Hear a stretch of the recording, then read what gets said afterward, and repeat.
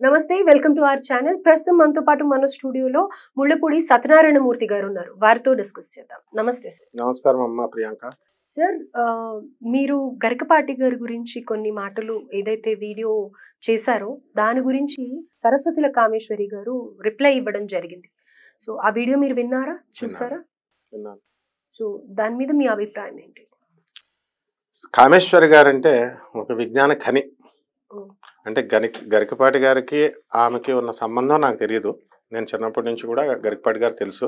వ్యక్తిగత జీవితాలకు మనం వెళ్ళకూడదు కాబట్టి పరంపరగా మనకి ఆమె చెప్పిన వీడియోలో మాటలను బట్టి ఆమె సంస్కారవంతురాలు.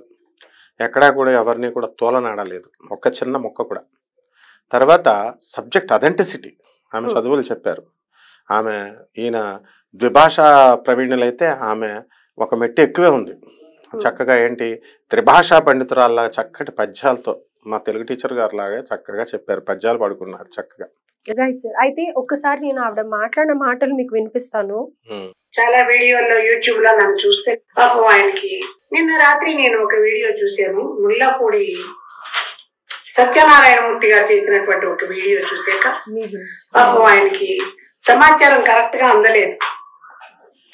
అందువల్ల మీడియా ముందుకు రావాలనే ఒక వెర్రి తపనతోటి పాపం ఆయన తోచింది ఏదో మాట్లాడారు. అయ్యా సత్యనారాయణమూర్తి గారు నమస్కారం. మీకు పూర్తి సమాచారాన్ని అందజేయాలి అనేటువంటి ఒక సదుద్దేశంతో ఇప్పుడు నేను ఈ వీడియో చేస్తున్నాను. ఒక సంతోషం అయింది కొంతవరకు మీ వీడియో, ఎందుకంటే ఒకప్పటి నా గురువులందరినీ నాకు గుర్తు చేసుకొని సంతోషపడేటువంటి ఒక సంతోషాన్ని నాకు ఇచ్చారు.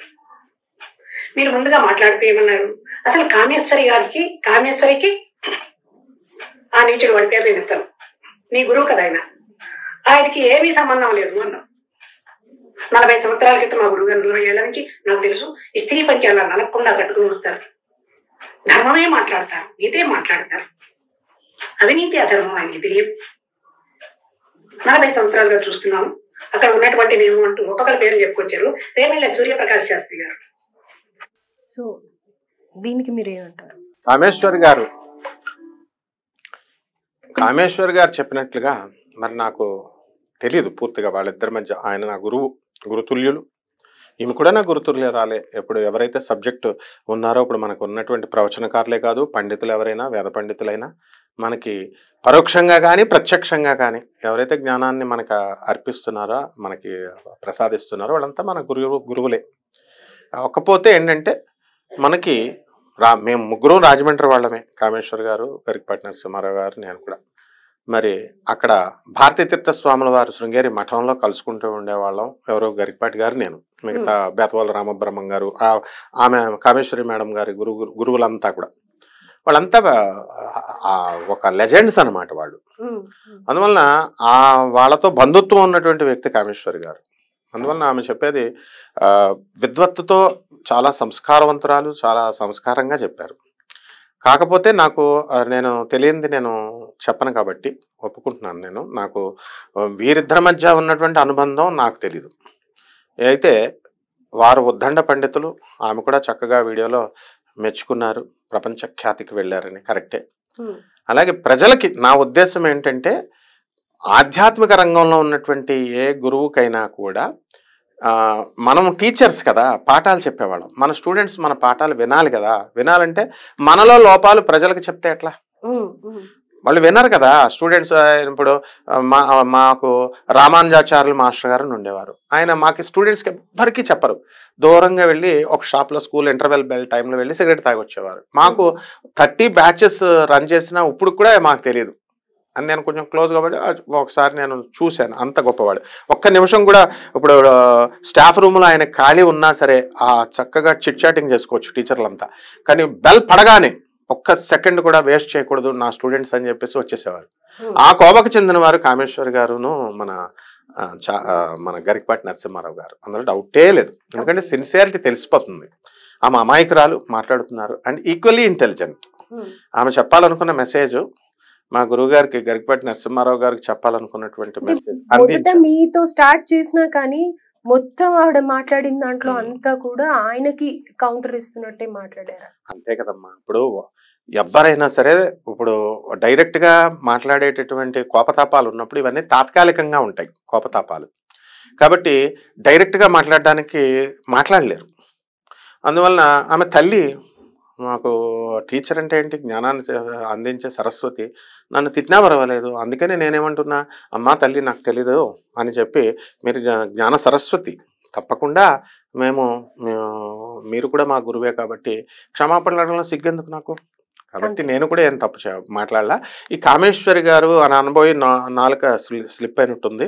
కామేశ్వరి గరికపాటి గారికి సంబంధం ఆమె ఎవరో తెలియదు అని అన్నానని. మరి నాకు నిజంగానే తెలియదు కదా వాళ్ళిద్దరి మధ్య. ఇప్పుడు వేదవోల రామబ్రహ్మం గారు చెప్పారు, ఈయన ఫ్రెండ్స్ అంటే కరెక్ట్ చేశారు. ఆమె వేదవోల రామబ్రహ్మం గారే ఈయనకి శిష్యుడు, గరికపాటి శిష్యుడు, ఆయన గురువు గారు అన్నారు. నాకు అది కరెక్టే. ఎందుకంటే మా గురువుగారు పురాణ పండ రాధాకృష్ణమూర్తి గారు వీళ్ళందరితో మేము తిరిగేవాళ్ళం. భారతీ తీర్థస్వామి ఆశ్రమానికి వచ్చేవారు అంతా. మేము అంతా వెళ్ళినప్పుడు రామబ్రహ్మం గారు వస్తున్నారంటే చాలా గౌరవించేవారు. మరి వారితో కొలీగ్గా చేశారు అని చెప్తున్నారు కామేశ్వరి గారు. అటువంటిప్పుడు మేము రామబ్రహ్మం గారికి ఇచ్చినంత గౌరవం కామేశ్వరి గారికి ఇవ్వాలి. పాలసీ పరంగా, టీచర్ పరంగా, ఒకే స్కూల్లో చదివిన వాళ్ళు, అందులో ఒకే ఊరు వాళ్ళం. ఇప్పుడు నేను ఉదాహరణకి రైల్వే మిక్స్డ్ స్కూల్ రాజమండ్రిలో చదివాను, గవర్నమెంట్ జూనియర్ కాలేజ్ రాజమండ్రిలో చదివాను. అది సర్వేపల్లి రాధాకృష్ణ గారు నేను చదివినటువంటి కాలేజీలో ఫస్ట్ ప్రెసిడెంట్ ఆఫ్ ఇండియా, అందులో లెక్చరర్గా వర్క్ చేశారు. మేము గర్వపడతాం.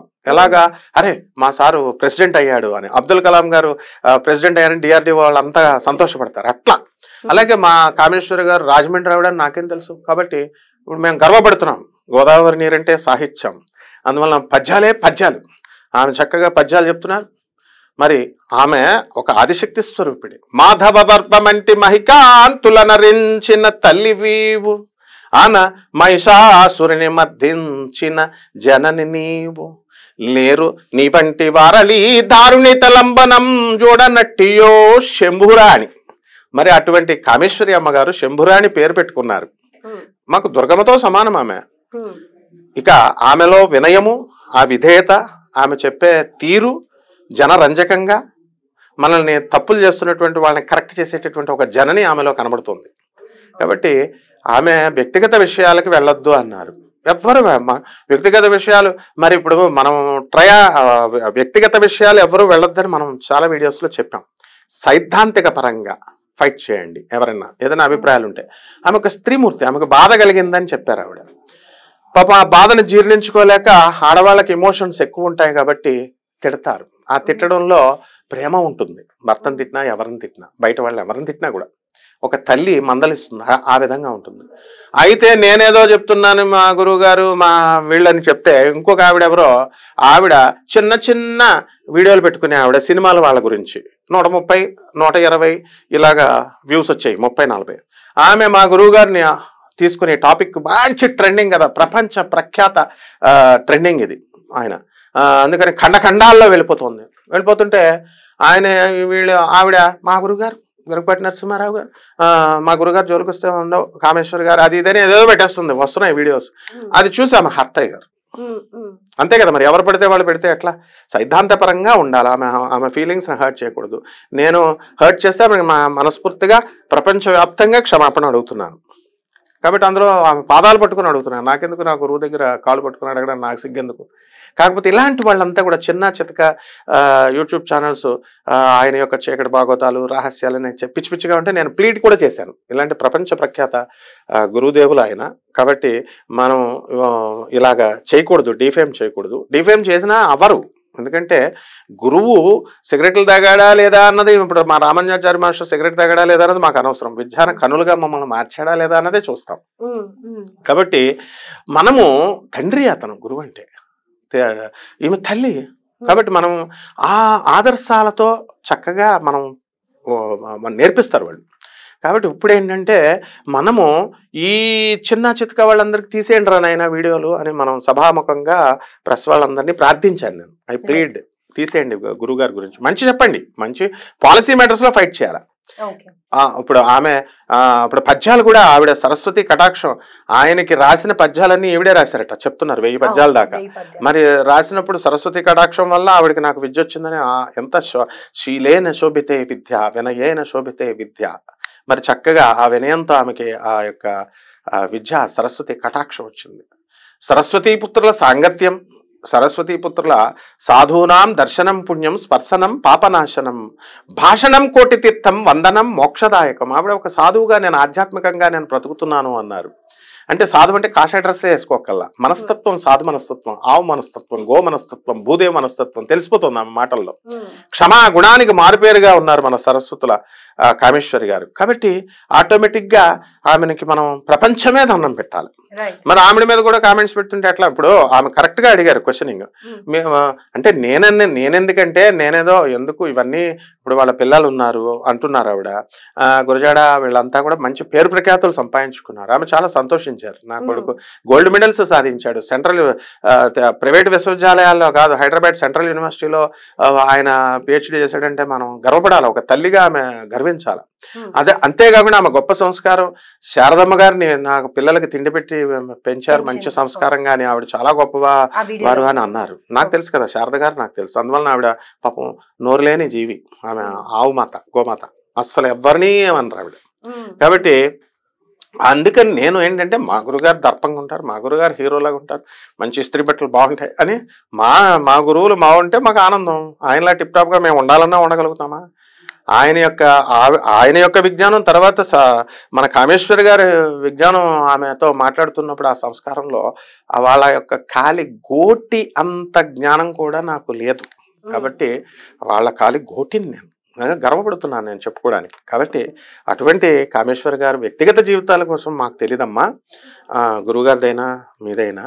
కాకపోతే కొంతమంది కామెంట్స్లో ఆమెకు ఏం పెట్టారు తెలుసా? మేడం మీరు కూడా ప్రవచనాలు చెప్పండి అన్నారు. కాబట్టి మనం మీడియాని నేను ప్లీడ్ చేసేది ఏంటంటే, ఆవిడ ఒక విజ్ఞానకని కాబట్టి ఆవిడని కూడా తెచ్చుకోండి. చక్కగా వీడియోస్ ఆమె భాగవత, రామాయణ, మహా అన్ని పురాణాలు చెప్పడంలో దిట్టగా ఉన్నారు. కన్స్ట్రక్టివ్ థింకింగ్ చేద్దాం, డిస్ట్రక్టివ్ పాలసీ వద్దు. ఇట్లాంటి ఇప్పుడు ఆయన ఇమేజ్ని ట్యాంపర్ చేసే వీడియోలన్నీ తీసిపడేద్దాం. మంచిగా ఇమేజ్ని పెంచేటటువంటివి. ఎందుకంటే వీళ్ళిద్దరు కూడా అని కాదు, అక్కడ ప్రపంచంలో ఎంతో మంది భక్తులు, లక్షలాది భక్తులు ఉన్నారు. వీళ్ళంతా ఇప్పుడు దేవుడిని పూజ చేసేవాళ్ళు, దేవుడి గురించి చెప్పేవాళ్ళని దేవుడిగా చూస్తారు కదా. వాళ్ళ క్యారెక్టర్ ఎంతో అద్భుతంగా ఉంటుందని శ్రీరామచంద్రుడిగా, శ్రీకృష్ణ పరమాత్మగా ఇలా మనం ఊహించుకుంటాం. కాబట్టి అటువంటి వాళ్ళు ఒకేసారి షాకు గురవుతారు ఇలాంటి విషయాలు విని. అవి పర్సనల్ మ్యాటర్స్ అందరికీ ఉంటాయి. అదేమి ఇప్పుడు పొలిటికల్ లీడర్స్కి లేవా, సినిమాల వాళ్ళకి లేవా, లేదా ఆధ్యాత్మిక రంగంలో ఉన్న వాళ్ళకు ఉంటాయి. కాబట్టి ఇలా కాకుండా చక్కగా కన్స్ట్రక్టివ్ వేగా ఏమన్నా ఉంటే డిఫరెన్సెస్ చూసుకోండి అమ్మన్నాం. తర్వాత ఎక్కువ పాపం డబ్బు కోసం చేస్తున్నారా అని యాంకర్ గారు అడిగినప్పుడు, మామూలుగా కమర్షియల్ ఎలిమెంట్స్తో సినిమాలు తీస్తారు కదా, అలా కావచ్చు అని మానిటరీ బెనిఫిట్స్ అని అన్నాము. దానికోసం పాపం బాగా హర్ట్ అయ్యారు ఆవిడ. నాయన నువ్వు వస్తే కారు పంపిస్తాను, 1 సంవత్సరం నేను చక్కగా తిండి పెడతాను అన్నారు. అమ్మ ఎట్టి పరిస్థితుల్లో కూడా మీరు అలా అనుకోవద్దు. ఇప్పుడు ఆ పేదవాడి చెప్పారు ఫేమస్ నాకు అవసరం లేదు, నేను ఆల్రెడీ ఫేమస్ అమ్మా.